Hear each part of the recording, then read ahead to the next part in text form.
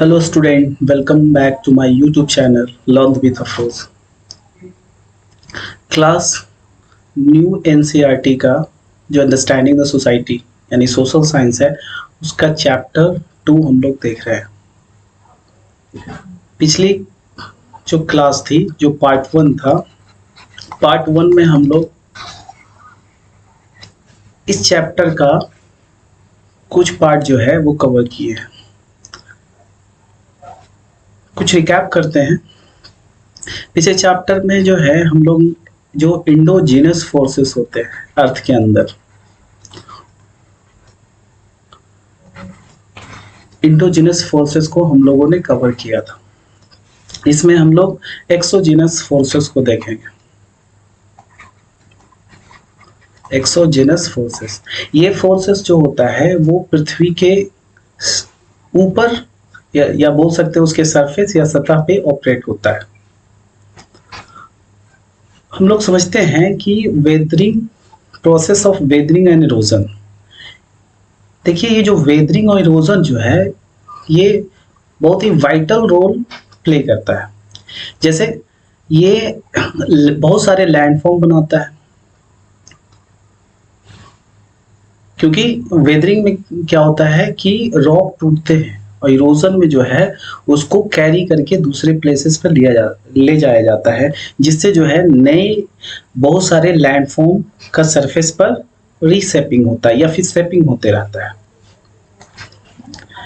अगर long period of time में देखा जाए तो वेदरिंग और इरोजन दोनों साथ मिलकर के एक माउंटेन्स को भी वियर डाउन कर सकता है, एक माउंटेन का भी इरोजन कर सकता है, केप वैली बनाता है, प्लेन भी बनाता है और ये बहुत सारे फीचर्स क्रिएट करते हैं, जैसे क्लिफ का निर्माण करता है, रिवर डेल्टा, और कह सकते हैं कि ये अर्थ पे वेरियस लैंडफॉर्म का निर्माण करता है।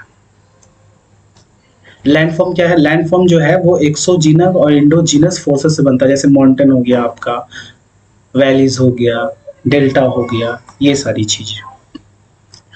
वेदरिंग क्या होता है?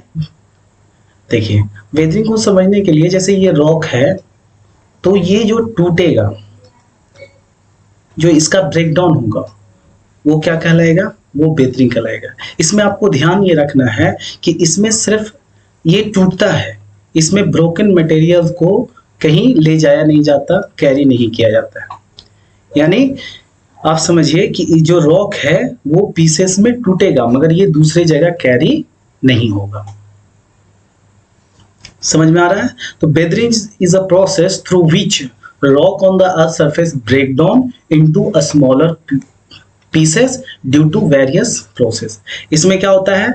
इसमें does not involvement of the broken material. ठीक है, इसमें जो है ये कैरी नहीं करता। देखिए यहाँ पर सिर्फ इन्वॉल्वमेंट होती है, वो सिर्फ टूटता है, कैरी नहीं किया जाता है। ये आपको ध्यान रखना है। चलिए आगे देखते हैं हम लोग। वेदरिंग कितने तरह के होते हैं? तो वेदरिंग मतलब क्या बताएं? Breaking down of rock. Breaking down of rock, इसमें सिर्फ टूटते हैं। अब वेदरिंग कितने तरह से हो सकते हैं? एक फिजिकल वेदरिंग होता है, केमिकल वेदरिंग होता है और एक बायोलॉजिकल वेदरिंग होता है। जो फिजिकल वेदरिंग होता है जिसमें रॉक टूटते हैं टेम्परेचर्स की वजह से। आपको पता होना चाहिए कि अगर जैसे ये रॉक है, अगर टेम्परेचर्स में फ्लैक्चुएशन ज्यादा हो रहा है तो इसमें क्रैक आ जाएंगे, क्रैक्स आएगा। अगर मान लिया जाए कहीं पे क्रैक्स है और उसमें जो है वाटर अगर फील हो जाता है और वो अगर यहाँ पे बोल सकते हैं टेम्परेचर अगर डाउन होता है तो वो वहां पे अगर जम जाता है तो वो क्रैक और बड़े हो जाएंगे। तो इसमें जो है फिजिकल वेदर में टेम्परेचर चेंज और फॉरेस्ट, फ्रोस्ट और विंड ये रोल। देखिए आपका, आप देखे होंगे मशरूम रॉक। देखिए ये मशरूम रॉक है। क्या हो रहा है कि विंड के वजह से जो लोअर पार्ट है वो लोअर वियर डाउन हो गया, ठीक है, तो इस तरह का फीचर बनता है। ये फिजिकल वेदरिंग है। केमिकल वेदरिंग आपको पता होना चाहिए कि रॉक है, उसमें बहुत सारे मिनरल्स पाए जाते हैं, तो उसमें जो रिएक्शन होता है जैसे वाटर से, एयर से, एसिड से, तो वो रिएक्शन करेगा तो वो क्या होगा, उसमें वो टूटना शुरू हो जाएगा। अब तीसरा देखिए क्या होता है, बायोलॉजिकल वेदरिंग। यहां पर देखिए ये रॉक है, इसमें देखिए ये रूट है, प्लांट है, ठीक है, इसमें इंसर्ट हो रहा, तो ये क्या होगा, धीरे धीरे ये टूटना शुरू हो जाएगा। तो ये प्रोसेस होता है। 3 तरह के प्रोसेस वेदरिंग होता है, एक फिजिकल वेदरिंग, एक केमिकल वेदरिंग और एक बायोलॉजिकल वेदरिंग। तो आप लोग कह सकते हैं कि वेदरिंग जो है वो अर्थ सरफेस को रीशेपिंग करने में इंपॉर्टेंट रोल निभाता है। ठीक है, अब यहां पर देख लीजिए कि ये अगर रॉक टूटता है तो ये सॉइल फॉर्मेशन में भी अपना रोल प्ले करता है।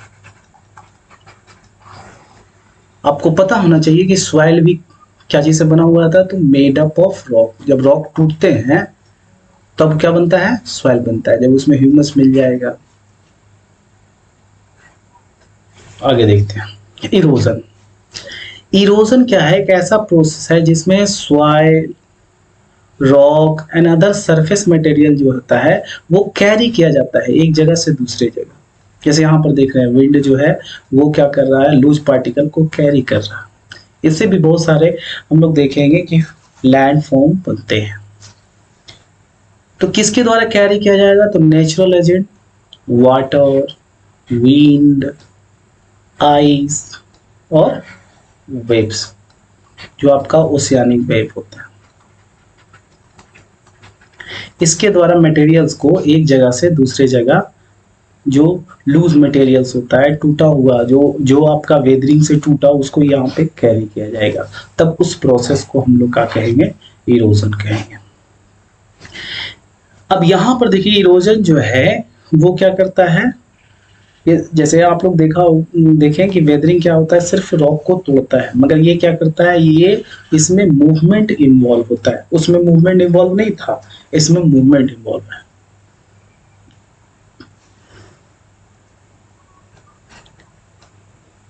जैसे कैरी रॉक, कोस्टल इरोजन, ये क्या होता है, ये वेव के कारण होता है कोस्टल इरोजन।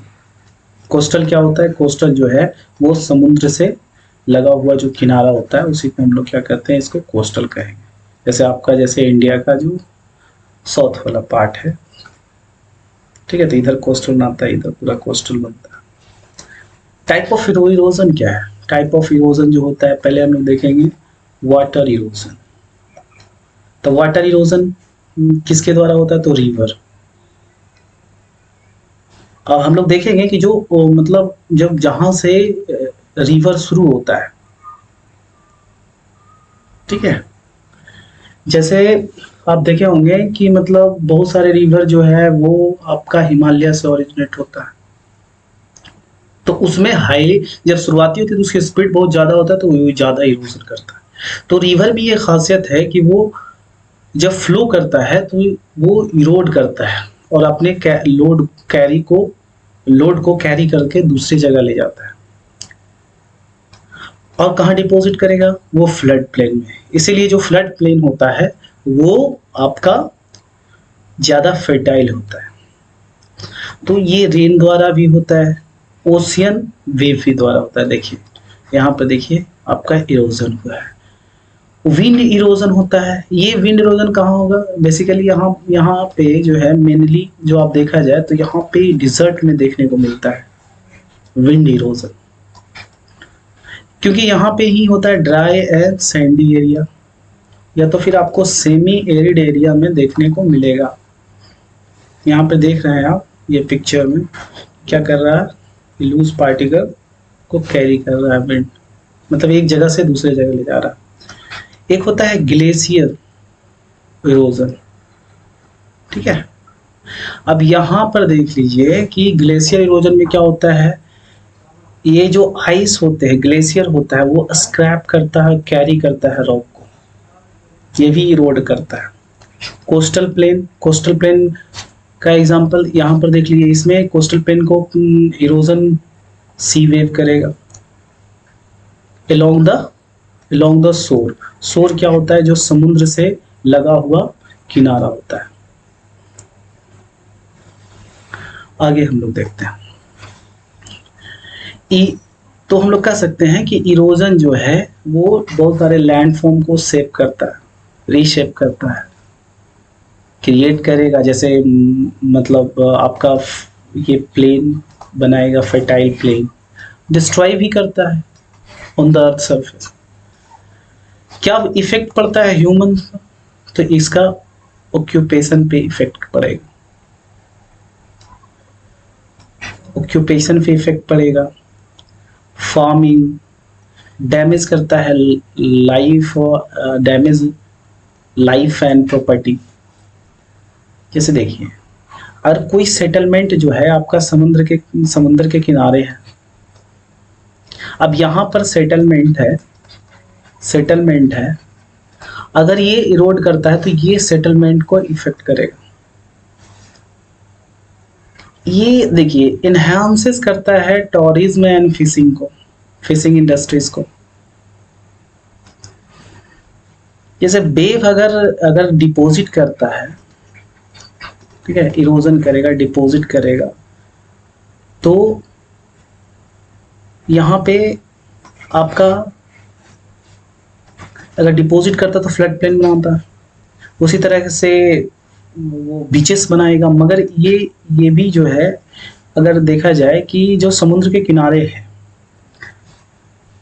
जो प्लेन है, अगर उसको ये डैमेज करता है, इरोड करता है, तो वहां पर का जो टूरिज्म है, फिशिंग इंडस्ट्रीज है, वो भी सफर होगा। तो हम लोग कह सकते हैं कि वो इरोजन जो है वो लैंडफॉर्म को तो सेव करता ही है, मगर ये ह्यूमंस लाइफ जैसे लेबर एंड लाइवलीहुड को क्या करता है, अफेक्ट करता है। अब हम लोग देखते हैं कि agent of gradation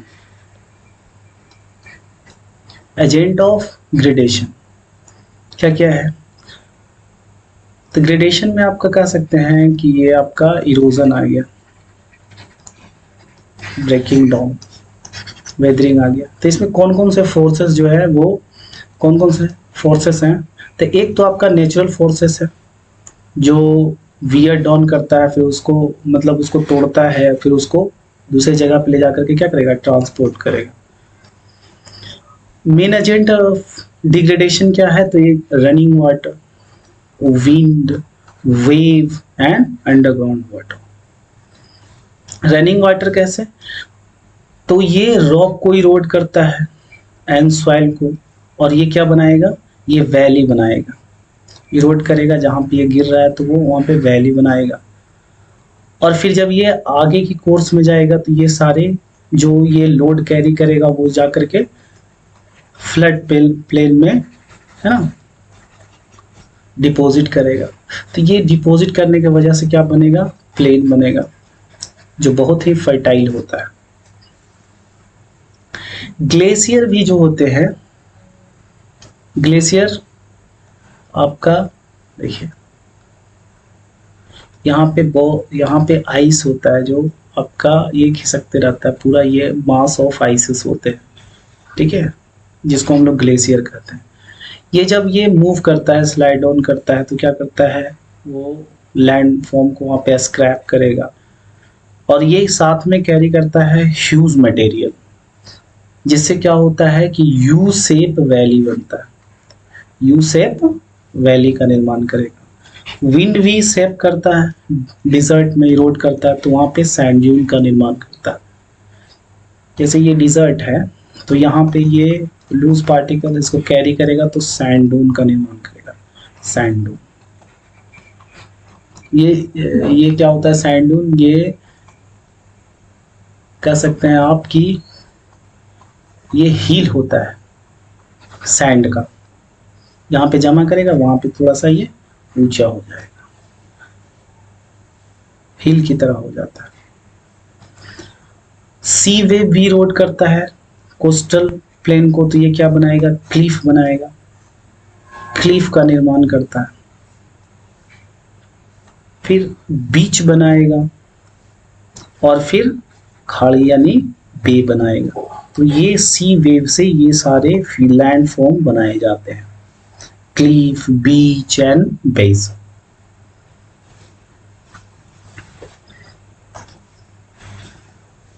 underground water क्या करता है, जो लाइमस्टोन वगैरह होते हैं उसको ये क्या करता है, डिसॉल्व कर लेता है, डिसॉल्व करता है। अंडरग्राउंड वाटर कहने का मतलब है जो वाटर सीप कर करके जो हमारे अर्थ सरफेस के अंदर रहते हैं उसको हम लोग क्या कहते हैं, वो उसे हम लोग ग्राउंड वाटर कहते हैं। तो ये लाइमस्टोन जैसे रॉक को क्या करेगा, डिसॉल्व कर लेता है, घुला लेता है, जिसके वजह से क्या बनता है, आपका केव बनेगा, सिंक होल बनेगा। ये सारे फीचर्स के बारे में हम लोग बारी बारी से डिटेल से अगले क्लास में देखेंगे। केव का निर्माण करता है, जैसे मान लिया जाए कि ये अंडरग्राउंड वाटर है और यहाँ पे लाइमस्टोन है, तो इसको क्या करेगा, ये डिसॉल्व कर लेगा, तो यहाँ पे केव का निर्माण हो जाएगा। उसी तरीके से सिंक होल का निर्माण करता है। ये सारे एजेंट जो है कंटिन्यूअसली हमारे ये क्या करते हैं, तो लैंड फॉर्म को मॉडिफाई करते रहता है, नए नए लैंड फॉर्म का निर्माण करते रहेगा। हाई एरिया, इसको हाई एरिया को ये लोअर कर सकता है, या तो फिर लो एरिया को ये फिलअप कर सकता है, जैसे प्लेन वगैरह बनाता है, जैसे ये लोअर कर सकता है हाई एरिया को, जैसे ये वैली वगैरह बनाता है, घाटी वगैरह। तो ये इम्पोर्टेंट रोल प्ले करता है और ह्यूमंस लाइफ को भी डायरेक्टली और इनडायरेक्टली क्या करता है, अफेक्ट करता है, पॉजिटिव वे में भी और नेगेटिव वे में। हम लोग अगले क्लास में ये सारी चीज़ों को देखेंगे। तब तक के लिए आप लोग हमारे क्लास को कंटिन्यूअस फॉलो करते रहिए। तब तक के लिए धन्यवाद। Thank you so much.